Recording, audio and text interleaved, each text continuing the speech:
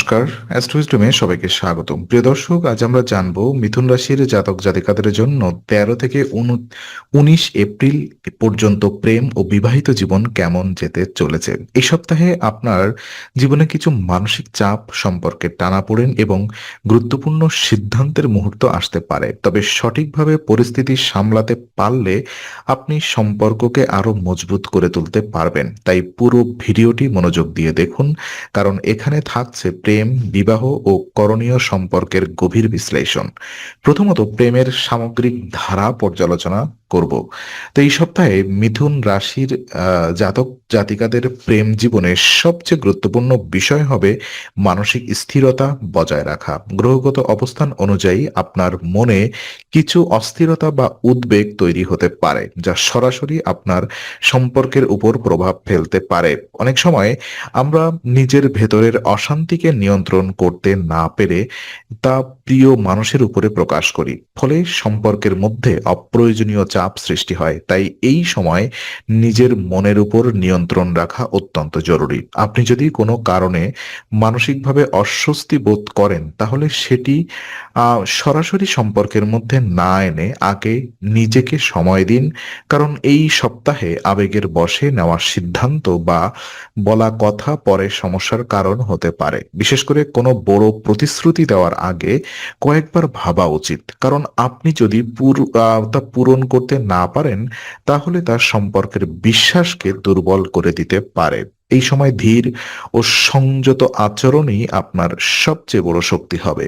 তাড়াহুড়া করে কোনো সিদ্ধান্ত নেওয়া বা হঠাৎ করে সম্পর্কের বিষয়ে বড় পরিবর্তন আনার চেষ্টা না করাই ভালো। বরং ধীরে ধীরে পরিস্থিতি বুঝে এগোনো উচিত। একই সঙ্গে সঙ্গীর অনুভূতিকে গুরুত্ব দেওয়া এবং তার দৃষ্টিভঙ্গিকে বোঝার চেষ্টা করা প্রয়োজন। আপনি যদি শুধু নিজের সমস্যার দিকেই মনোযোগ দেন, তাহলে সম্পর্ক একপাক্ষিক হয়ে যেতে পারে। তাই পারস্পরিক বোঝাপড়া ও সহানুভূতি বজায় রাখাই এই সপ্তাহে প্রেম জীবনের মূল চাবিকাঠি। সিঙ্গেলদের জন্য, যারা এখনো সিঙ্গেল আছেন, তাদের জন্য এই সপ্তাহটি কিছুটা সতর্কতার সময়। নতুন সম্পর্কের সম্ভাবনা থাকলেও তা নিয়ে খুব বেশি উত্তেজিত হয়ে দ্রুত সিদ্ধান্ত নেওয়া ঠিক হবে না, কারণ এই সময় আপনার আবেগ এবং বাস্তবতার মধ্যে দ্বন্দ্ব তৈরি হতে পারে, যা ভুল সিদ্ধান্তের দিকে নিয়ে যেতে পারে। এই সপ্তাহে আপনার কাছে নতুন কেউ আসতে পারে, অথবা পুরনো কোনো পরিচিত ব্যক্তির সঙ্গে সম্পর্কের নতুন দিক তৈরি হতে পারে। তবে এখানে সবচেয়ে গুরুত্বপূর্ণ বিষয় হলো আপনি যেন শুধুমাত্র আবেগের উপরে নির্ভর না করে বাস্তবতাকেও গুরুত্ব দেন। কারোর কথা বা আচরণ দেখে তাড়াতাড়ি প্রভাবিত হয়ে যাওয়ার প্রবণতা এই সময় ক্ষতিকর হতে পারে। আপনার মানসিক স্থিরতা বজায় রাখা খুব জরুরি, কারণ যদি আপনি নিজেই নিজের অবস্থান সম্পর্কে পরিষ্কার না থাকেন, তাহলে একটি নতুন সম্পর্কের ভিত মজবুত হবে না। তাই আগে নিজের অনুভূতি, চাহিদা এবং প্রত্যাশা সম্পর্কে পরিষ্কার ধারণা তৈরি করুন। এছাড়া এই সময় অন্যদের কথায় সহজে প্রভাবিত হওয়া থেকে বিরত থাকুন।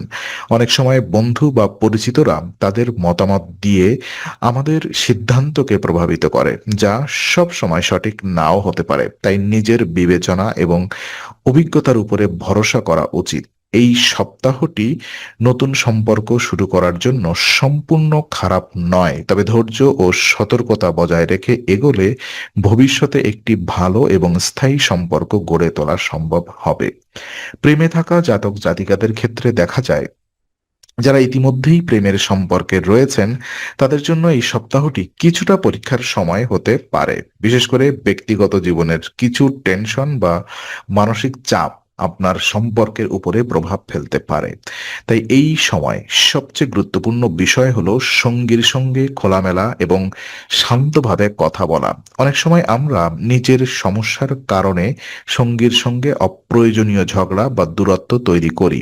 এই সপ্তাহে সেই প্রবণতা বাড়তে পারে। তাই সচেতন থাকা প্রয়োজন। আপনি যদি আপনার মনের কথা স্পষ্টভাবে এবং শান্তভাবে প্রকাশ করতে পারেন, তাহলে অনেক সমস্যার সহজ সমাধান পাওয়া সম্ভব। এই সময় প্রতিশ্রুতির বিষয়টি খুবই গুরুত্বপূর্ণ। আপনি যদি কোনো প্রতিশ্রুতি দেন, তাহলে তা অবশ্যই পালন করার চেষ্টা করুন। কারণ প্রতিশ্রুতি ভঙ্গ হলে সম্পর্কের বিশ্বাস নষ্ট হতে পারে, যা দীর্ঘমেয়াদে সম্পর্ককে দুর্বল করে দেয়। এছাড়া ধৈর্য ধরে রাখা অত্যন্ত প্রয়োজন। অনেক সময় আমরা তৎক্ষণাৎ ফলাফল আশা করি, কিন্তু সম্পর্কের ক্ষেত্রে সময় দেওয়া এবং ধীরে ধীরে সমস্যার সমাধান করা বেশি কার্যকর। এই সপ্তাহে যদি আপনি সঙ্গীর প্রতি সহানুভূতিশীল হন, তার দিকটি বোঝার চেষ্টা করেন এবং নিজের আচরণে সংযম রাখেন, তাহলে সম্পর্কের টানাপোড়েন অনেকটাই কমে যাবে। তাই আবেগের পরিবর্তে বাস্তবতা ও বোঝাপড়াকে গুরুত্ব দিন। বিবাহিত জীবন পর্যালোচনা করলে দেখা যায়, বিবাহিত মিথুন রাশির জাতক জাতিকাদের জন্য এই সপ্তাহটি দায়িত্ব ও বোঝাপড়ার উপরে নির্ভরশীল হবে। দাম্পত্য জীবনে কিছু ছোটখাটো টানাপোড়েন দেখা দিতে পারে, যা মূলত মানসিক অস্থিরতা এবং ব্যক্তিগত চাপের কারণে হতে পারে। এই সময় পরিবারের মধ্যে, বিশেষ করে সন্তানদের সঙ্গে সময় কাটানো অত্যন্ত উপকারী হবে। আপনার সন্তানদের সঙ্গে সময় কাটালে শুধু তাদের সঙ্গে সম্পর্কই ভালো হবে না, বরং আপনার নিজের মানসিক চাপও অনেকটাই কমে যাবে। তাদের অনুভূতি বোঝার মাধ্যমে পরিবারে একটি ইতিবাচক পরিবেশ তৈরি হবে। দাম্পত্য জীবনে বোঝাপড়া বজায় রাখা খুবই গুরুত্বপূর্ণ। যদি কোনো সমস্যা বা মতভেদ তৈরি হয়, তাহলে সেটিকে বড় করে না দেখে শান্তভাবে সমাধান করার চেষ্টা করুন। অনেক সময় ছোট সমস্যা বড় হয়ে যায় শুধুমাত্র ভুল যোগাযোগের কারণে। এছাড়া এই সপ্তাহে দায়িত্বশীল আচরণ খুবই জরুরি। আপনি যদি আপনার সঠিক আপনি আপনি যদি আপনার দায়িত্ব ঠিকভাবে পালন করেন, তাহলে সঙ্গীর কাছ থেকে সম্মান ও সমর্থন পাবেন। কিন্তু যদি দায়িত্ব এড়িয়ে চলেন, তাহলে সম্পর্কের মধ্যে দূরত্ব তৈরি হতে পারে। এই সপ্তাহে ধৈর্য, দায়িত্ববোধ এবং পারিবারিক সময়, এই তিনটি বিষয় বজায় রাখতে পারলে আপনার বিবাহিত জীবন অনেক বেশি স্থিতিশীল ও সুখময় হয়ে উঠবে। তো কিছু উপায় এবং করণীয় সিদ্ধান্ত আমি আপনাদেরকে বলতে চাই এই সপ্তাহটিকে আরো সাফল্যময় করার জন্য, আপনার প্রেম জীবনকে আরো সুন্দর করার জন্য। সপ্তাহে প্রথমত প্রতিদিন ৪১ বার ওম নমঃ নারায়ণ জপ করা আপনার মানসিক শান্তি বজায় রাখতে সাহায্য করবে। এটি আপনার চিন্তাভাবনাকে স্থির করবে এবং সিদ্ধান্ত নেওয়ার ক্ষেত্রে স্পষ্টতা এনে দেবে।